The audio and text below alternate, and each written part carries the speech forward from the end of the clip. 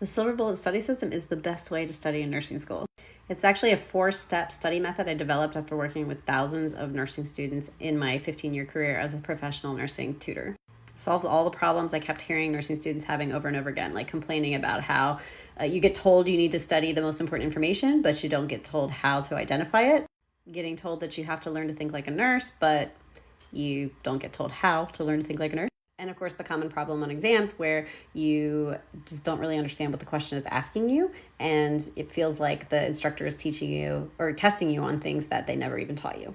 So here's the 4 steps of the Silver Bullet study system. Step 1 is what I call Foundational 15. It's where you study all of the normal stuff that you have to know before you can even begin to understand the topic that you're really studying.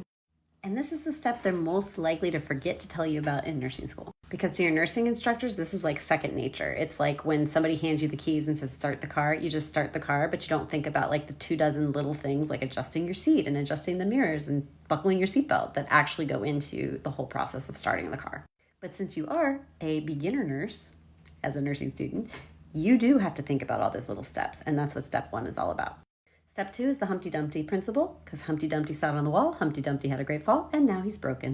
So step 2 is about what is broken or changed compared to step 1 in the normal stuff you reviewed. If you're studying med-surg, this would be things like the pathophysiology. If you're studying pharmacology, this would be things like the mechanism of action for that medication that you're studying.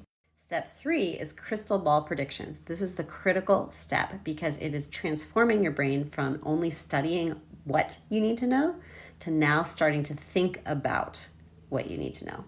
This is the secret sauce to finally improving your critical thinking or your clinical judgment or how to think like a nurse. So you can stop memorizing symptoms of disease processes. Now you're going to understand them so that you never forget them. This improves retention too, because you never forget stories you've told. And now you're telling yourself a story because you're able to connect the information you're studying in each step to the previous steps, connecting the dots. So step 3 is about if step 1 is what's normal, step 2 is what happens when that normal breaks, what's going to happen differently as a result. Those are the step 3 predictions, and then you check them in your textbook. Step 4 is similar to step 3. It's another opportunity to improve your clinical judgment by predicting what you're going to do for the nursing care or medical care. What kind of things are you going to expect with the patient? Everything has to tie back to the previous steps. You need to have things related to step 3, step 2, and step 1, and then check it in your textbook. This is obviously a quick overview of the 4 steps. If you want to learn them in more depth, I have 2 ways you can learn them from me. First is my Nursing School Roadmap program. It's my comprehensive membership to support you through nursing school.